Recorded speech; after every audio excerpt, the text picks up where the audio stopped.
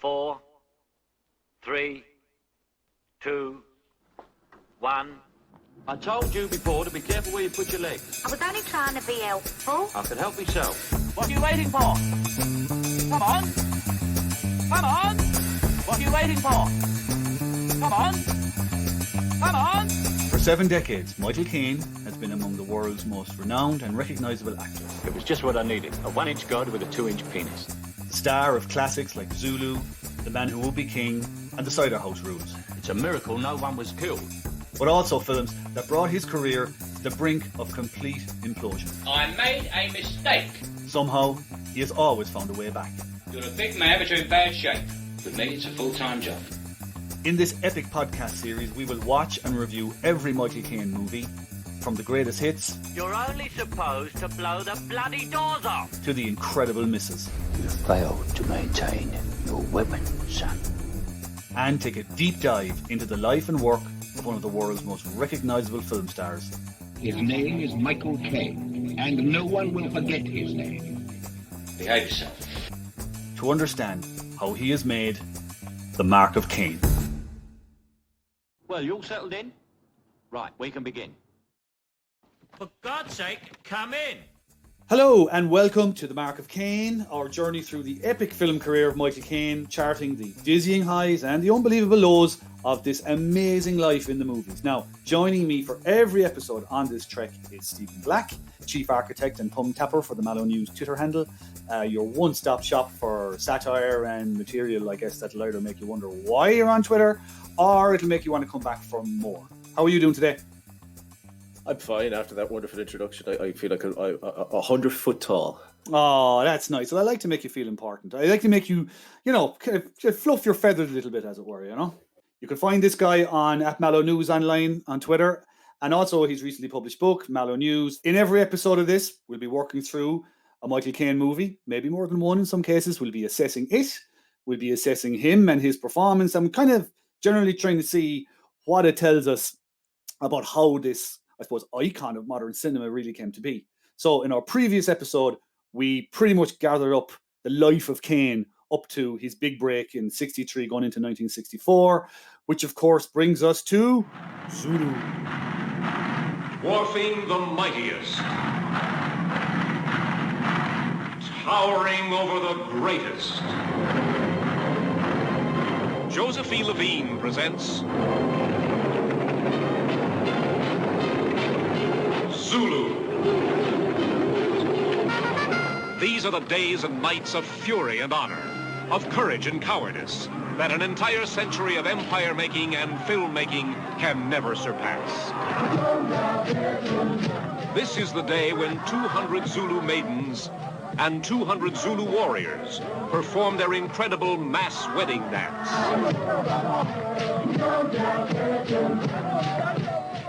This is the day when a woman fights for her honor, among men fighting for their lives.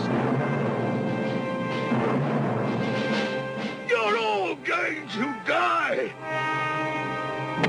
Die! Fire! Fire! Fire! Fire! Fire! Fire!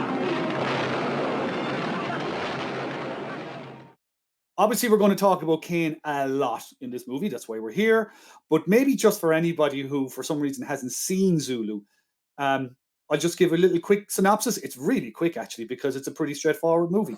I think for anybody who grew up in the UK or Ireland, I mean, Zulu is just part of your bank holiday more than Christmas, I'd say, viewing. But I thought it was more of a Christmas staple, wasn't it? do you think so? It was always bank holiday for me. But if you say Christmas, that's fine. I to be honest, I've seen it so often that it's sort of just blended into, like, it could have been any day of the week I was watching it, whenever it was on.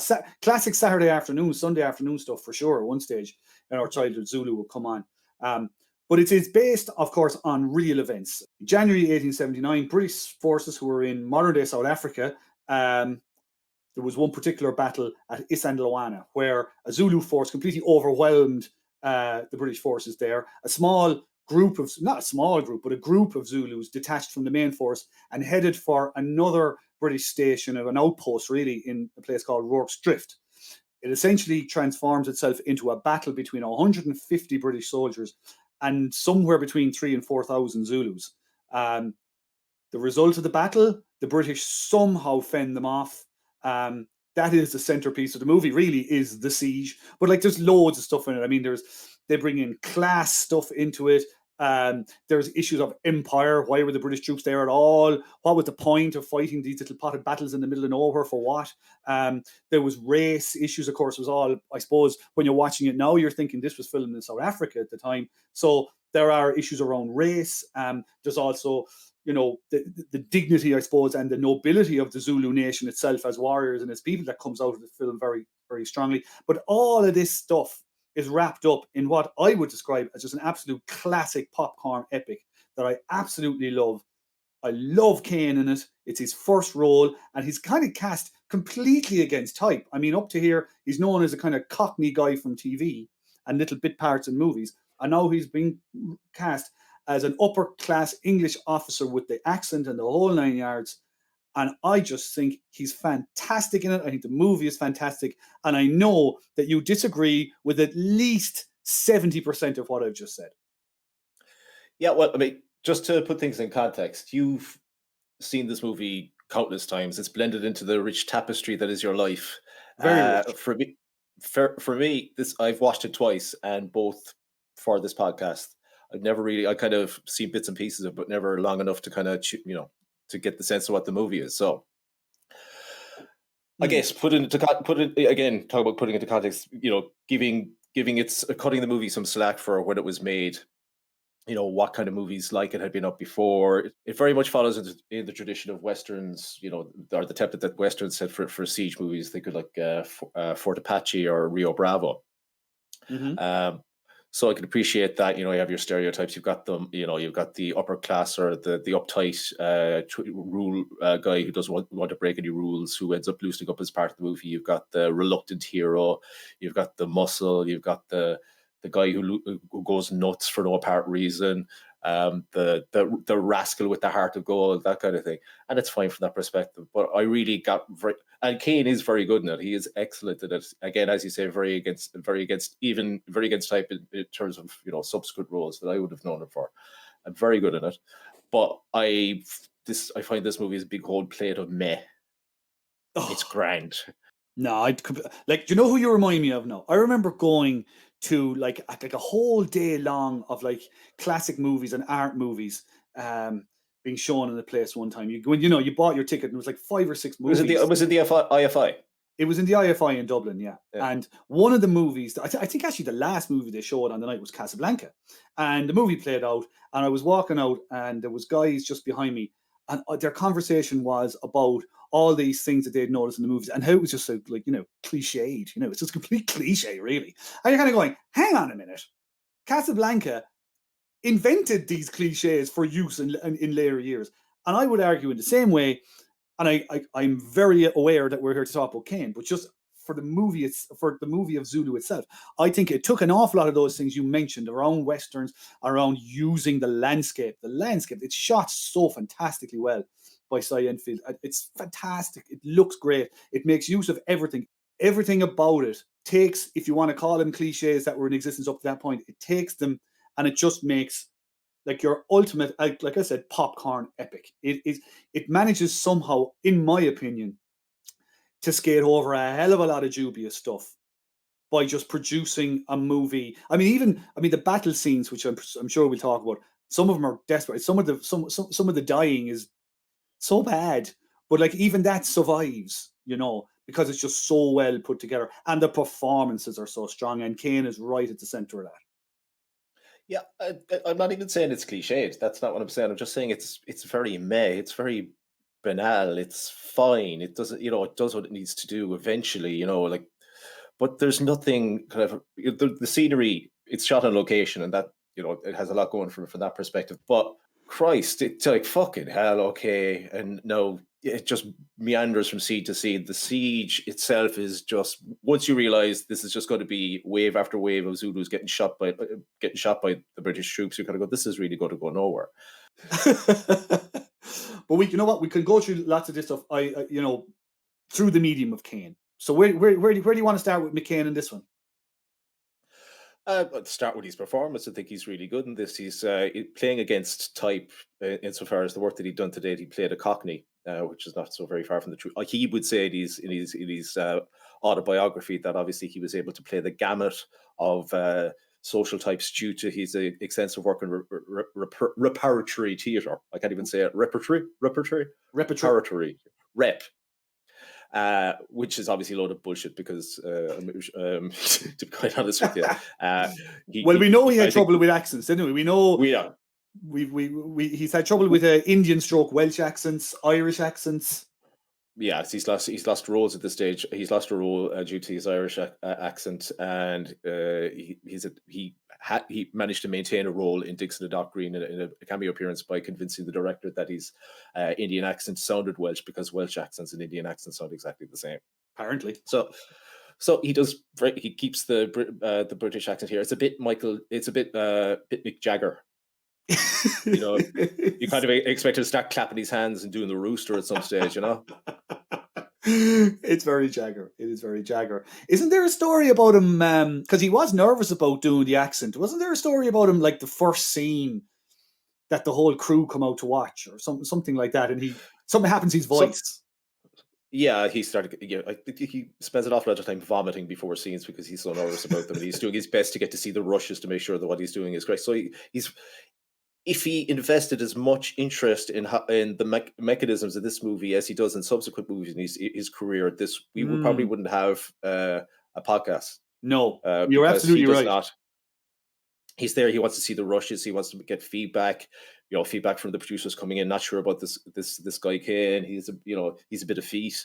Doesn't know what to do with his hands. The sort of thing, and he's changing his performance based on that and making sure that he's doing the best that he can. He lies about being able to ride a horse. The first scene of Caine in the movie, here's my Caine fact that I want to get out of the way before you kind of bewilder me with your knowledge here, is the first scene you see of Caine in the movie on a horse is not actually Caine. It's an extra who looked a bit like him because Caine injured himself by falling off a horse when he was due to take that scene.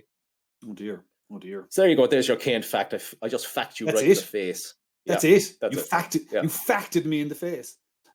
Yeah, I think I can come back with a few more counter facts to fact you back.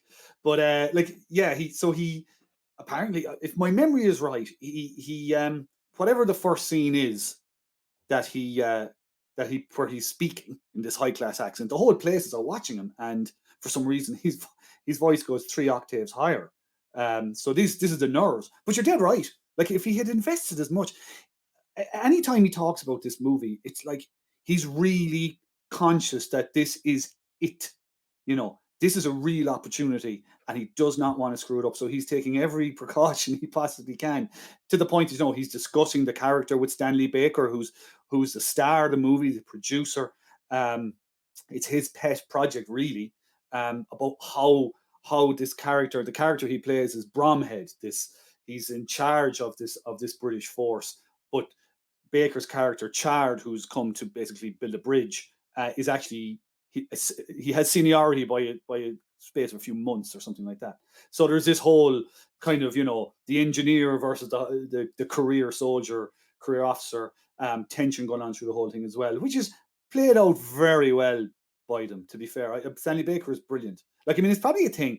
Production supervisor called Colin Leslie. They're looking at the early rushes, and they're looking at Caine, and they're all doubtful because he got this gig through an awful screen test. Why the screen test was so bad, we're not sure, but I'm assuming Caine has talked about it a little bit, that he was just terrified. So he just made an arse of it, basically. He actually went for the role of Private Hook, who's kind of the malingerer, Cockney sort of, who turns into a hero halfway through the film. He goes, he doesn't. It's a really terribly balanced character arc for Hook. It's like prick, prick, prick, prick, prick, prick, prick, prick, prick, does a good thing.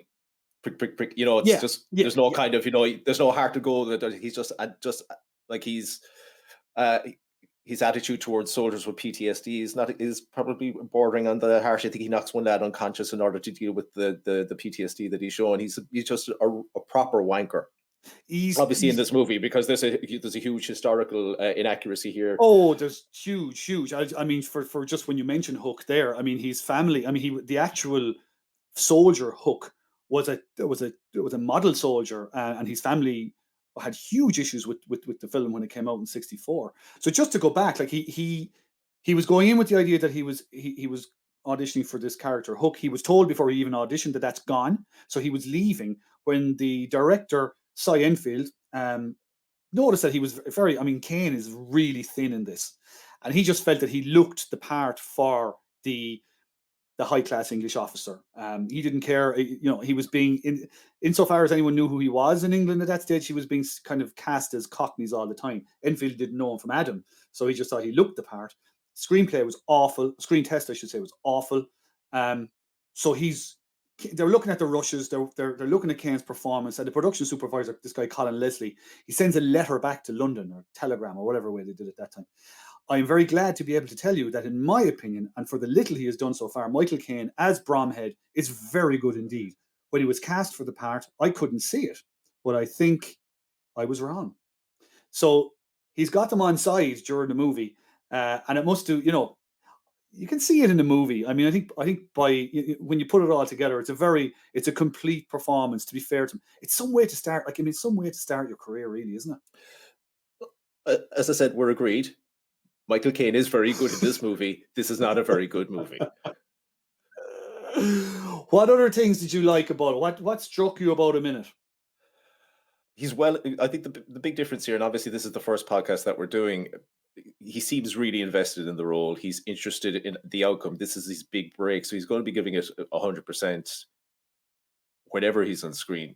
So I think that's probably what'll end up being the difference between a good Caine role and a bad Caine role. Is how involved he is in the project being a success, and how involved he is in his own performance being good as well, and not falling outside of the remit of what'll end up being, I guess, his go-to techniques whenever he's on screen.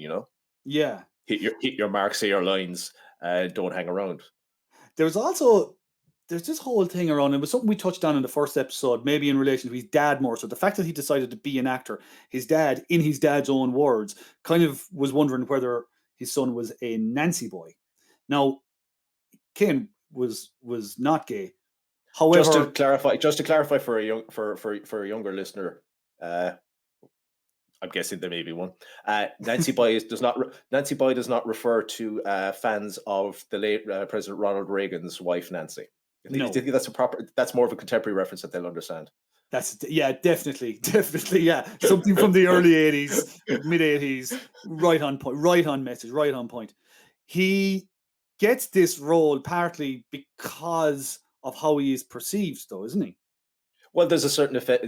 I suppose effete is an extra neighbor to effeminate. They occasionally ask, share bowls of sugar or what have you. So yeah, it is partly because of that he gets the role, because they do, with his strawberry blonde / ginger hair, his thinness, and his lovely eyelashes, yes, which I believe played a part in getting the role. So yeah, there was the perception by the producers that he had a slightly effeminate nature to him, which of course then would proceed to him being completely and utterly self-conscious about it, because being a man of his era, he did, and not being a quote unquote Nancy boy, didn't want to be construed as such on screen. So yeah, I think, as you say, we're at least in agreement that McCain is really good in this. So we're going to give our mark. And that is not a very good film. Well, I'm going to pause you halfway through that now. We're going to give our mark again later on in terms of his performance in the role, but it's going to be good. But now, let's just for a little bit, just about the movie itself, right? I just say, I just really like it, right? What are the things that you do not like about it? I list the things that I do like about this. Okay. Mm-hmm. I like the naked lust in the preacher's daughter at the Siege of Ennis opening. Why this was a decision in the play that she would see that she is basically drooling as the warriors dance in front of her. I don't know. This doesn't pay off at any other stage in the movie, because she's packed off with her dad halfway through the movie. I like her dad because he reacts exactly how I think I'd react in the event of impending slaughter. Yep. Go and get pissed and try to wreck go get pissed and shout and tell everybody that they're going to die. You're all going to die.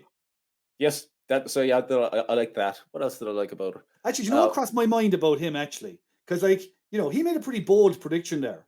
You're all going to die. And he's, you know, Reverend Witt, he's like basically the local parish priest or whatever. Like, he's going to have to go back there at some stage, you know, for service or for a prayer meeting.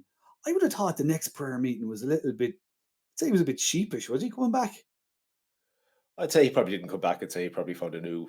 I'd say that was the end of the line for him. I don't think he would have been welcome back, you know. Would have been very well. Much, I suppose he wasn't of the Catholic faith, so he wasn't as if it was going to be a nice and easy, you know, parish move. No, it was just going to be a let's shuffle him along elsewhere. No. Anyway, go on. What else do you are you still on your likes or are you on to your dislikes now? Maybe I should probably point out the things that I like are not good things about the movie. I'm getting that impression already. I like the character of the surgeon who appears to be under the misapprehension that he signed up for the Boy Scouts. How? He's disgusted when, you know, wounded people and dying people are brought into his surgery, and the chaplain kind of go, "Why? Oh, damn your theatre of blood!" It's like, Sham, you signed up for a fucking theatre of blood. What do you think you were going to do? Camping and getting fucking, you know, sewing badges, doing Bob a job, maybe dealing with splinters or fucking pulled calf muscles or something. Oh, it's that overwrought scene where he's going, "Oh, damn your theatre of blood, your charnel house." And the young fella sits up and goes, Why? And then dies. And I goes, "Don't ask me. I don't know." I always say, what did he? Of course, the one thing you do when a patient is like, what did he do?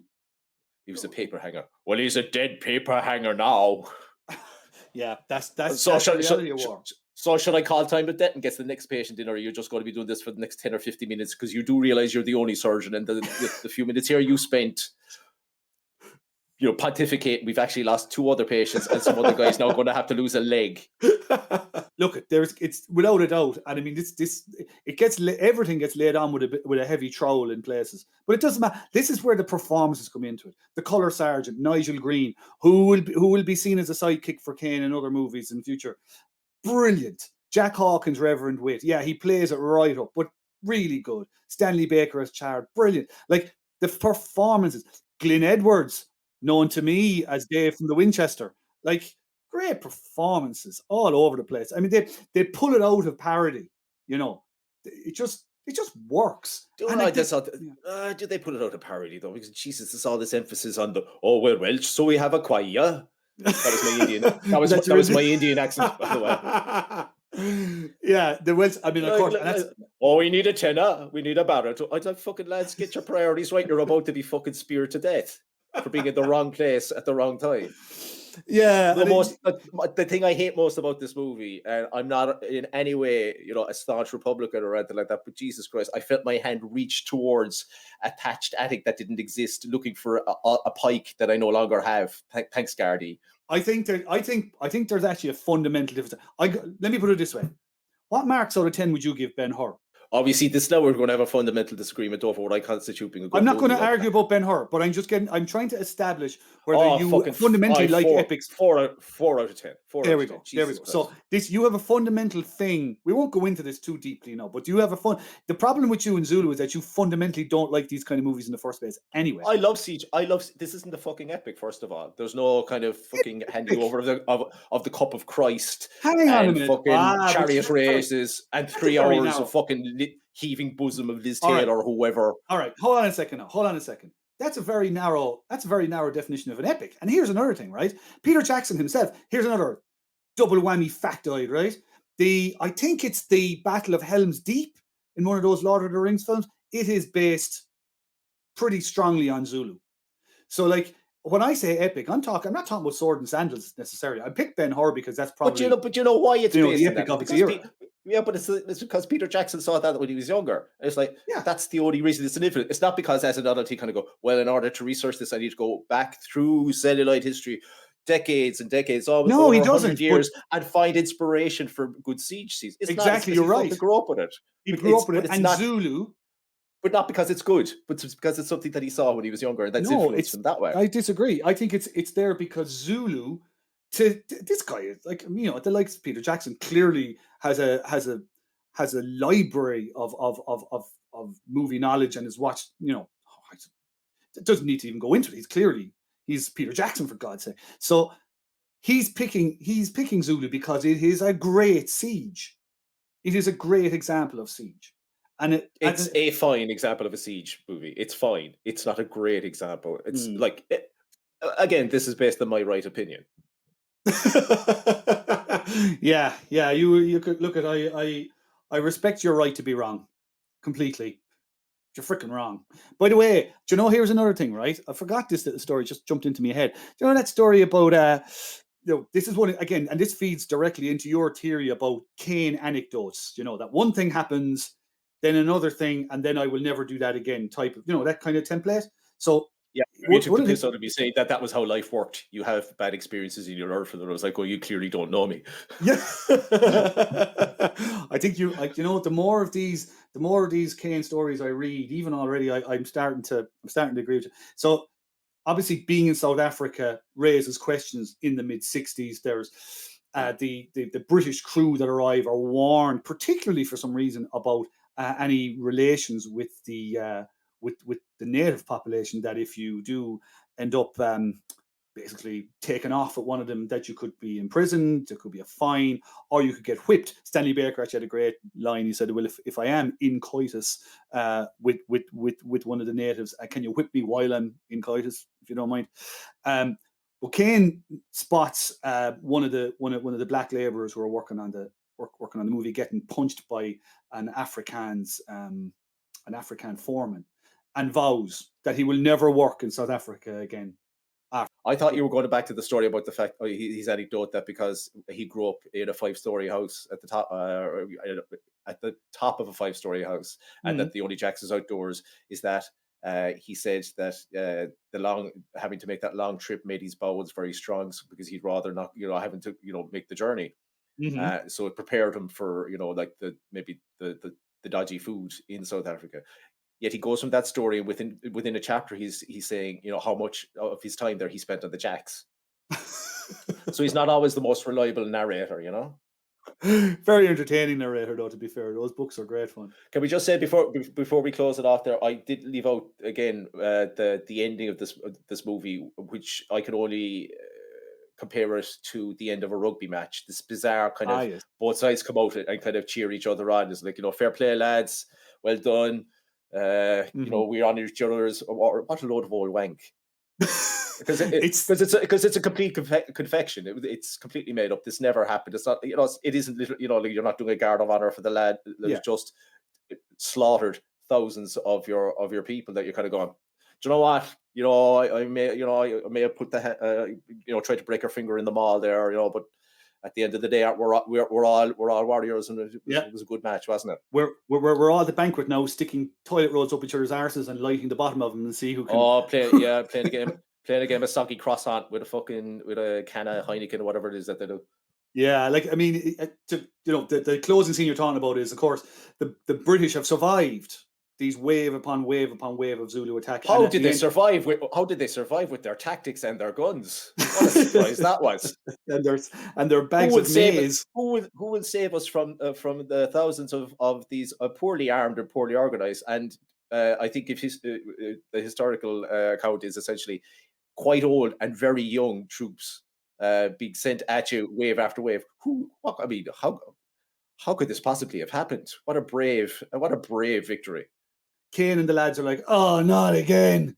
But they're all across the huge hill, and they're singing. They're singing a tribute to fellow braves, to fellow warriors, and it's fantastic, completely made up.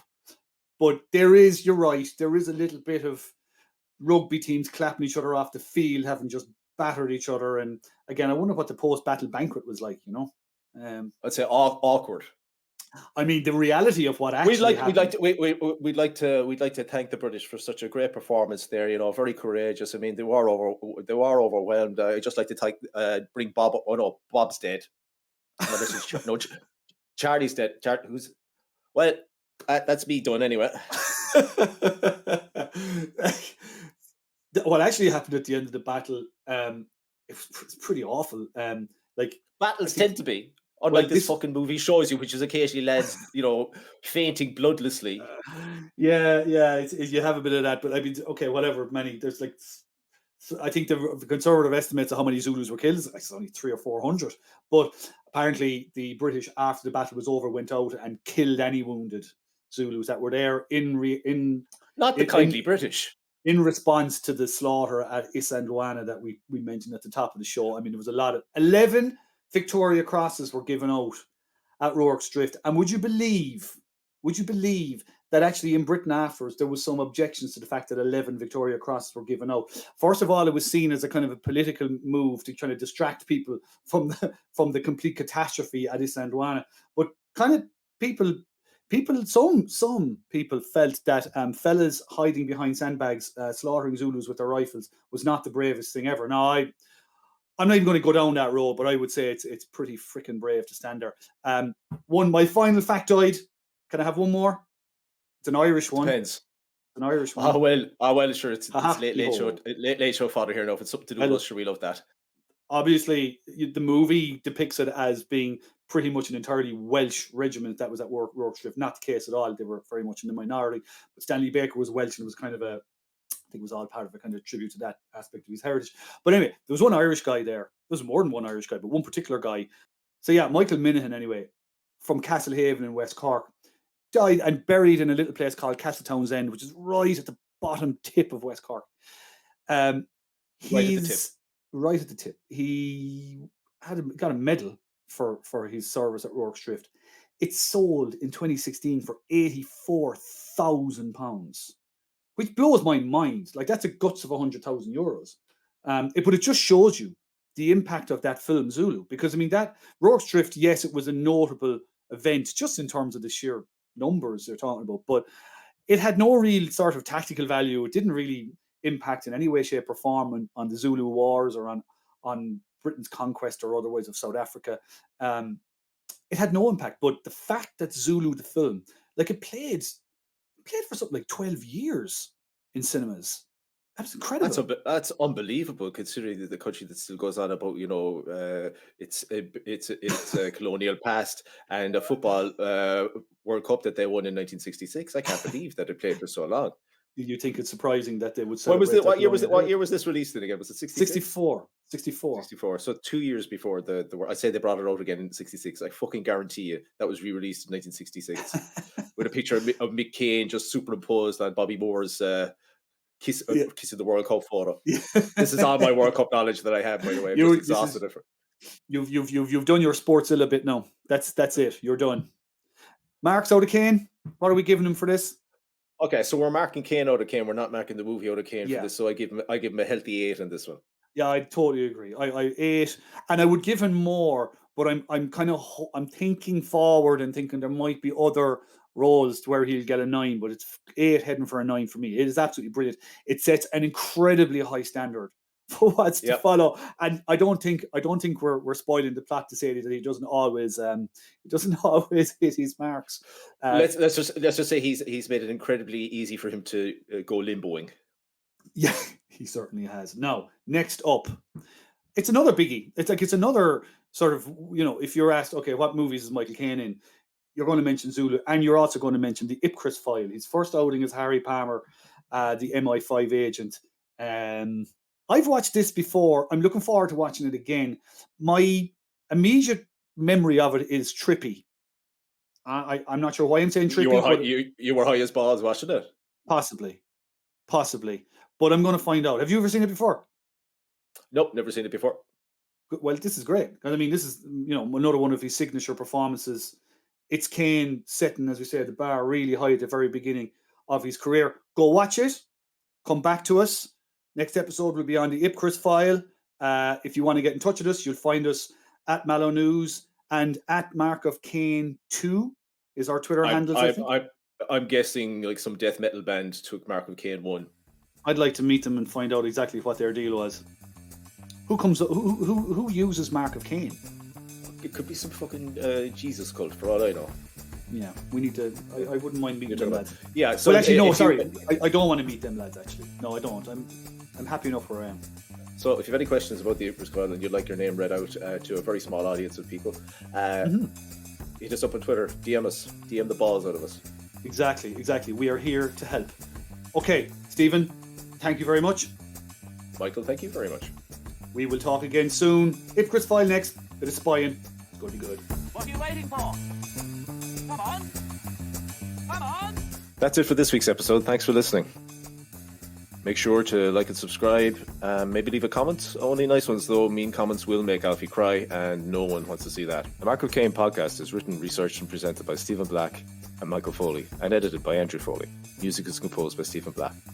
If you'd like to get in touch, you'll find us on Twitter at Mallow News and at Mark of Caine 2. And if you enjoyed this episode, you'll find all the rest wherever you get your podcasts. The Mark of Caine is a Mallow News 2 Cubes production. What are you waiting for? Come on.